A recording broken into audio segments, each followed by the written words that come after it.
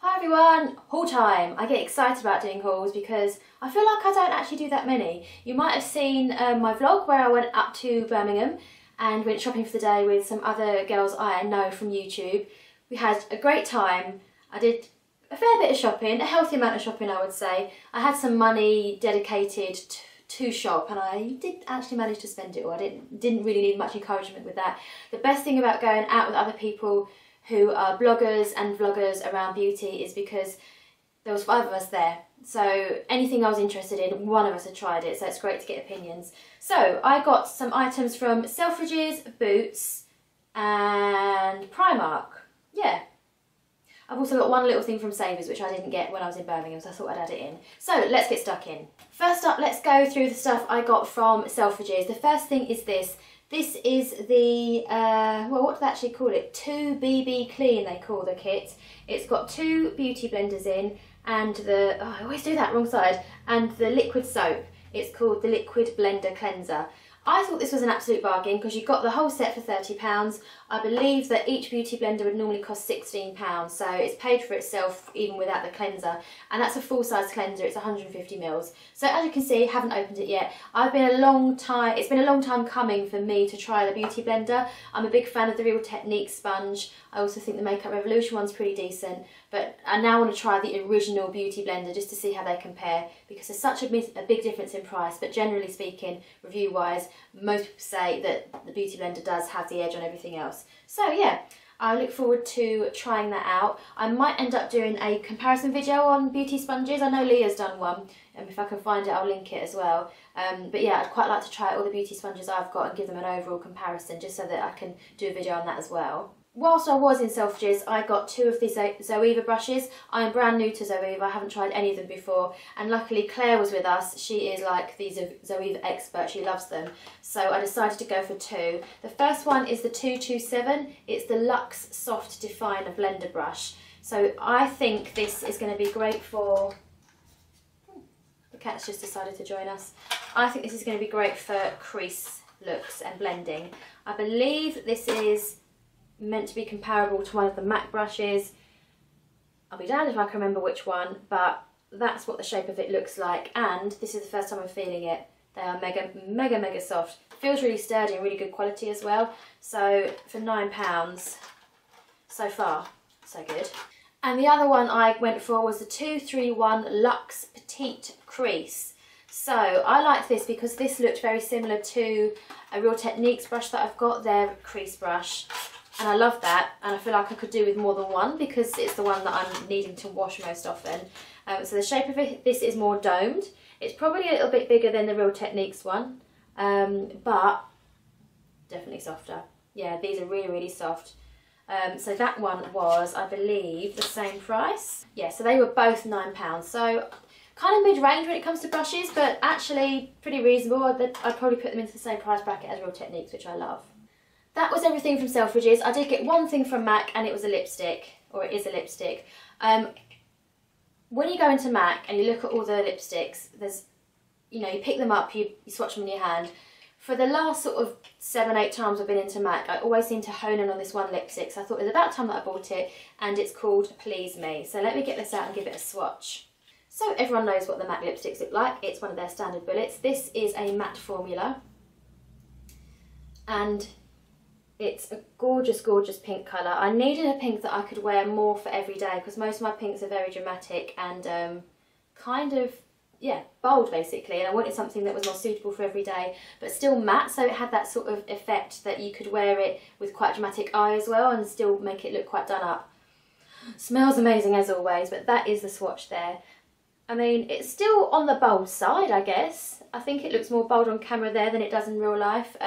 But yeah, I'm excited to wear that. I haven't actually tried it yet. Everything's just been in the bags waiting for me to film this haul, and I haven't tried most of this stuff yet, so I am excited to get that on my lips, add it to my collection. Might do another updated matte lipstick collection video soon. Do let me know if you're interested. Let's do the couple of things I got from Boots. So I saw these. They had a stand with these on.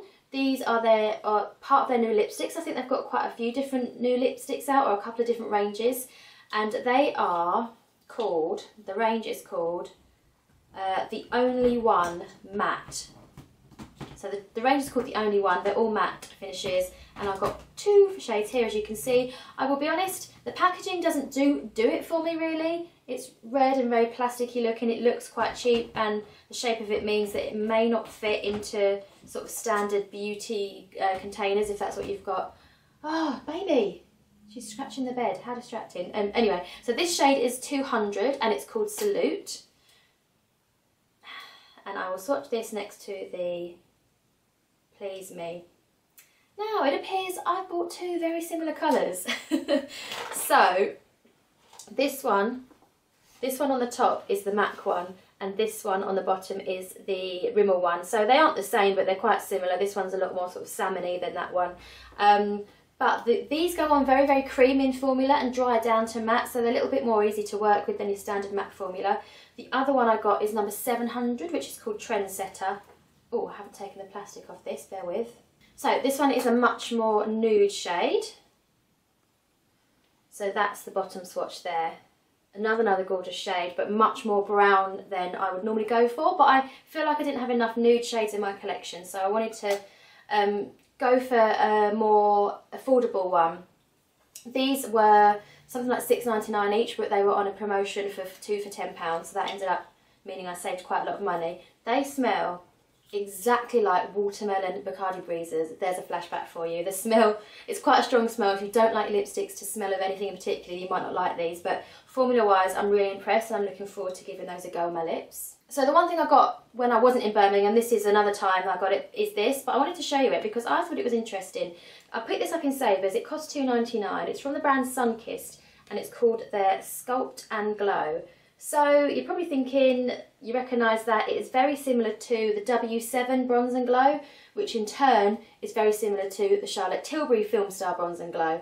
So I thought, let me get this and see how it compares to the W7 one. I haven't swatched them side by side yet, but I was thinking about perhaps doing a comparison video. Let me know if that's something that you're interested in, because I don't know if it would be something that people are interested in, because the 2 products are very comparable in price. I don't own the Charlotte Tilbury one to give it a comparison. But it might be that one or the other is much more easy for you to get hold of depending on where you live. So maybe a comparison video would be good, I don't know. But let me just swatch this one. This is the first time I'm doing it. They feel very, very soft. And on first impressions, I would say they're not quite as finely milled as the W7 one, and probably not quite as pigmented. The bronzer's quite orange in tone as well, but that's how they look swatched. I'm keen to sort of do a proper comparison of those, so let me know if that's something you'll be wanting to see. Finally, I've got a little stash from Primark, so let's go through all of these. First of all, I picked up 2 sponges. The Primark sponges I've used in the past were awful. I've even thrown it away. It was like dabbing a hard rock against your face. They didn't expand when you wet them down. Wet them down? Ran them under the water. But Leah, who I was with, said that the ones without latex in are much, much better. She'd tried them. These were £2 each, and I bought 2 of them. This is the flat edge blender. This has the kind of shape that the Real Techniques beauty sponge does, and the Makeup Revolution one. That's very similar. And this one is the double round blender. This is meant to be better for contouring and highlighting. Again, I believe Real Techniques have brought out one similar shape to this. So I will just get one out actually, just to see how soft they feel. Yeah, they feel nice. It's pretty soft. I'd say it's not quite as flexible as the Real Techniques ones, just on initial first impressions, but I'm going to give them a go and see how I get on. This is £3. It's the PS Pro Eyeliner Corrector Pen. Not going to say anything else about it. I've literally just filmed a first impressions video, so that will be up probably the week after you're seeing this one. But yeah, keep your eye out for that because that was interesting. I also got this absolutely adorable little nail polish. This only cost 60p, and I probably never would have paid attention to it. I don't know, I just wouldn't have done. I just wouldn't have expected it to be any good. But Leah was actually wearing this on the day we met up in Birmingham, and before I even knew what it was, I said, that colour on your nails looks brilliant. What is it? It was this. It's called Tangerine. And she said it is such an amazing formula as well, that you only need 1 coat and it is quick drying. So for 60p, I mean, you can see how thick it is because it's not dripping off. A lot of nail polishes, you immediately take the brush out and it drips off the brush. So obviously that's a nice thick formula. So I need to get this gel nails off actually and wear this in time for Halloween. Yet another recommendation from Leah, you can tell she was enabling me in this haul, was this face mask. I briefly mentioned this in my vlog because I did give it one go already. It's the PS Love to Glow, sorry, face mask. So that's the box it comes in, and then this is the actual bottle. So it's got argan oil, vitamin E, and it claims to be exfoliating, smoothing, brightening and moisturising. I've given it one go so far, pretty impressed. No sensitivity. I was a little bit worried about that, but the ingredients aren't too bad. There isn't a hell of a lot of ingredients in it compared to a lot of face masks, and it has got a really gentle exfoliating effect, so I did love that. Leah said, you know, people have said perhaps it's a little bit similar to the Glam Glow masks. I'm going to do a bit of research and read some reviews and do read some comparison reviews and see if I can search that out, but never actually taken the plunge and bought Glam Glow because face masks is something that I don't use often enough, so I thought I'd try out the £3 version first because that's how much the Primark one is, and you know, maybe one day I'll delve into Glam Glow as well. Last but not least, I haven't tried this yet, but this is the PS Love Your Skin Moisturising Skin Oil. Blatantly a dupe or potential dupe for bio oil, which I'm always tempted to buy because I've used it in the past and it is really good for scarring, but I just find out it works quite expensive when you consider the size of the bottle and how much you use. Anyway, so this is what it looks like. It's a moisturising skin oil. It certainly looks like bio oil in terms of the packaging and the colour. It doesn't really seem to have a scent. Let's see if I can pour a bit out. I can't remember what bio oil smells like. I'm not sure if that's similar, but the scent isn't too strong. And it feels nice. It definitely feels very rich and moisturising. When I compared the bio oil ingredients when I was in there, because I actually was selling bio oil as well, for me this seemed preferable. There was less ingredients in it for a start, and fragrance, the perfume, was much further down in the list. This is, the last ingredient is colouring, which is a bit unfortunate, and the second to last is perfume. Other than that, it's basically just oil in there. So I'm going to try that out and see how it compares to bio oil. I do like to use some sort of oily moisturiser because my skin is so dry and I am prone to scarring. So I'm excited to try that out. Only £2.90, that's a 150ml bottle. So if that's good, I'm definitely going to start using that rather than sort of more expensive oils that I have been using. So that's everything. Don't forget to do the usual. Thumbs up if you've enjoyed it. Subscribe so that you can see all my videos. I'm uploading twice a week. And I'll see you next time. Bye. Don't know what that was. I'll go with it.